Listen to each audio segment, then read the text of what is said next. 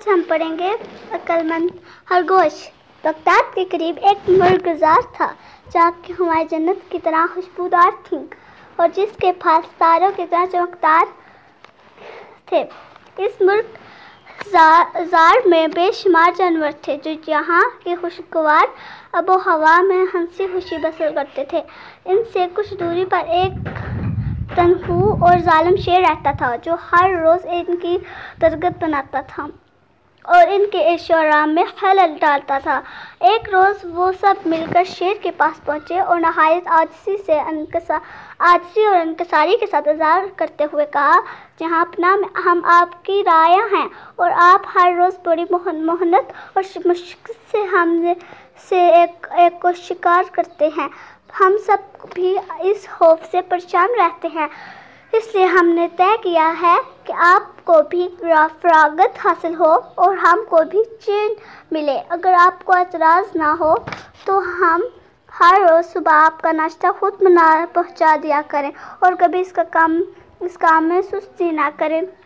شیر نے خوش ہو کر کہا، اس کی اجازت دے دی۔ جانور روزانہ قرعہ نکالتے اور ان کے ساتھ جس کے نام بھی قرعہ آتا اس کو ناشتے کے لیے شیر کے پاس بھجوا دیتے۔ اس طرح کئی روز گزر گئے۔ ایک روز ایک خرگوش کے نام قرعہ نکلا۔ اس نے اپنے دوستوں سے کہا، اگر میرے بیچنے میں تھوڑی تاخیر کرو تو میں تمہیں اس ظلم سے نجات دلا سکتا ہوں۔ انہوں نے کہا، ہمیں اس میں کوئی مضائقہ نہیں۔ خرگوش تھوڑی دیر تک ٹھہرا رہا، یہاں تک کہ ناشتہ کا وقت گزر گیا اور شیر کی بھوک تیز ہو گئی اور اشتعال میں آ گیا۔ خرگوش آہستہ آہستہ اس کی جانب روانہ ہوا۔ جب وہ وہاں پر پہنچا تو شیر کو بے حد مشتعل پایا۔ بھوک اور غصے سے اس کا چہرہ سرخ ہو رہا تھا، وہ گدگدا ہو کر زمین پر پنجے مار رہا تھا۔ خرگوش نہایت آہستہ سے اس کے سامنے آیا اور ادب سے سلام کیا۔ شیر نے غصے سے پوچھا، تم کہاں سے آئے ہو اور جانوروں کا کیا حال ہے؟ خرگوش نے جواب دیا، انہوں نے حسب معمول ایک خرگوش میرے ہمراہ آپ کے لیے بھیجا تھا، لیکن اتفاق سے میں ایک اور شیر کے یہاں ملازم ہوں اور شیر ہمیں راستے میں ملا۔ اس سے ہمیں نے کتنی عاجزی کی، یہ ہمارے بادشاہ کا ناشتہ ہے، لیکن وہ نہیں مانا اور کہا یہ میری شکار گاہ ہے اور یہ شکار مجھے ملنا چاہیے، اور اس درجہ بڑائی ہانکنے لگا کہ میں عرض نہیں کر سکتا مجھ غریب میں اس کے مقابلے کی طاقت کہاں تھی۔ بڑی مشکل سے اس سے پیچھا چھڑا کر بھاگا تاکہ آپ کو اس صورتحال سے آگاہ کر دوں۔ بھوکے شیر کی رگ حمید پھڑک اٹھی اور اس نے کہا، کس کی مجال ہے جو میرے سامنے یوں بہادری کا دعویٰ کرے اور اپنی بڑائی ہانکے اور اس طرح میرے شکار پر ہاتھ مارے؟ اگر ممکن ہو تو مجھے اس شیر کا پتہ بتا دو تاکہ میں اس سے بدلہ لے سکوں۔ یہ کہہ کر شیر اس کے پیچھے پیچھے چلا۔ خرگوش اسے ایک کنویں کے پاس لے آیا جس کا پانی آئینے کی طرح صاف تھا اور جس میں ہر کسی کا عکس صاف دکھائی دیتا تھا۔ خرگوش نے شیر سے کہا، آپ کا نابکار دشمن اسی کنویں میں رہتا ہے اور میں بھی اس خوف سے ڈرتا ہوں۔ اگر آپ مجھے اپنی گود میں لے کر اس کنویں میں جھانکیں تو میں بتا دوں۔ شیر نے اسے گود میں لے کر کنویں میں جھانکا، اپنا اور خرگوش کا عکس پانی میں دیکھا تو سمجھا کہ وہی شیر ہے جو میرا شکار ہتھیائے ہوئے ہے، تو فوراً کنویں میں چھلانگ لگائی اور چند لمحوں میں ڈھیر ہو گیا۔ خرگوش سلامتی کے ساتھ لوٹا اور جانوروں کو سارا ماجرا کہہ سنایا۔ وہ خدا کا شکر گزار رہے اور امن و امان سے رہنے لگے۔ آج ہم پڑھیں گے ایک سے بڑھ کر ایک۔ ایک بھیڑیا بھوک سے بے تاب ہو کر غذا کی تلاش میں جنگل میں مارا پھر رہا تھا۔ وہیں ایک خرگوش جھاڑیوں میں گہری نیند سو رہا تھا۔ بھیڑیے کی نظر اس پر پڑی تو اسے غنیمت جانا اور آہستہ آہستہ اس کی جان بڑھنے لگا۔ خرگوش نے خطرے کی بو پا کر چھلانگ لگائی اور بھاگنے کی کوشش کی۔ بھیڑیے نے اس کا راستہ روک کر کہا، کہاں جاتا ہے؟ خرگوش پر خوف غالب ہوا، खुशामद शुरू की, अपना मुंह जमीन पर रगड़ कर कहने लगा, मैं जानता हूँ कि भूखी आग शालक शां है, जिसकी वजह से जहाँ पना बेचैन और बेकरार हैं और ग़िज़ा के तलबगार हैं, मगर मुझ जैसे छोटा मोटा जानवर आपके लिए काफ़ी नहीं, ये तो एक नवाले से ज़्यादा नहीं। अलबत्ता यहाँ करीब ही एक लोमड़ी रहती है जिसका मोटा पे की वजह से चलना दुभर है और इसका गोश्त ताजगी में अब हयात से ज़्यादा है। अगर जहाँ पना वहाँ एक कदम रंजा फरमाए तो मैं इसे किसी हेले से पकड़वा दूंगा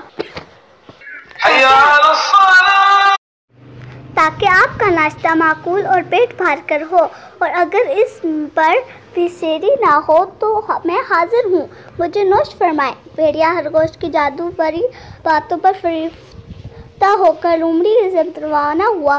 वो लोमड़ी मकारी और धोखेबाजी में शैतान के हाला थी।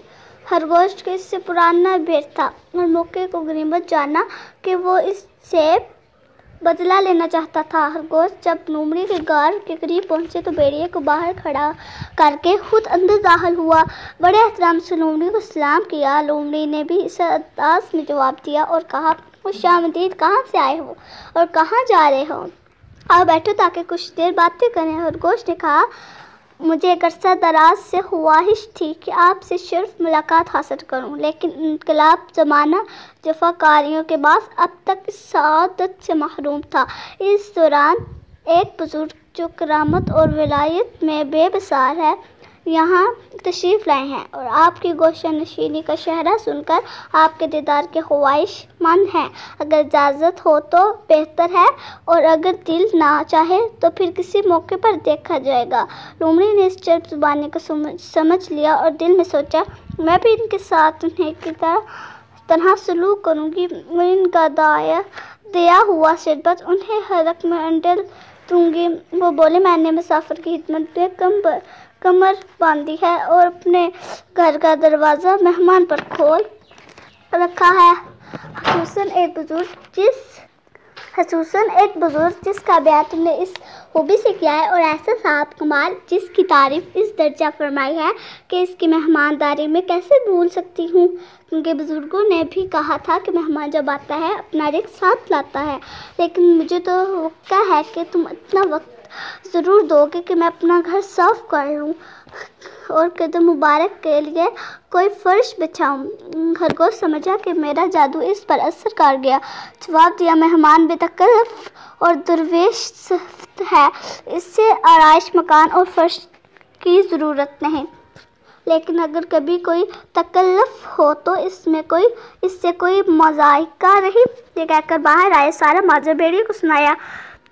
एक बार फिर इसे ताज़ा गोश्त की लालच थी। भेड़िया इस लालच में अपने तेज़े किए मुंह चला रहा था और खरगोश इस तस्वर में था कि जब ये लोमड़ी के खाने में मसरूफ़ होगा मैं फरार हो जाऊंगा।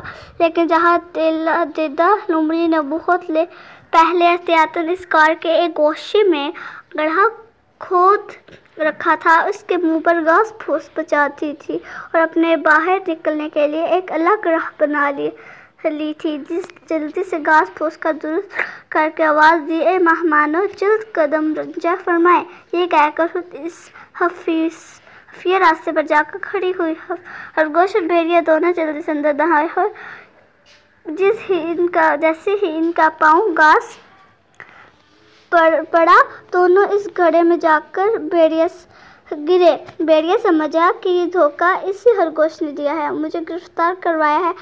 गुस्से में आकर खरगोश को चीर डाला और खुद भी हलाक हुआ और लोमड़ी अपनी चालाकी से बच गई।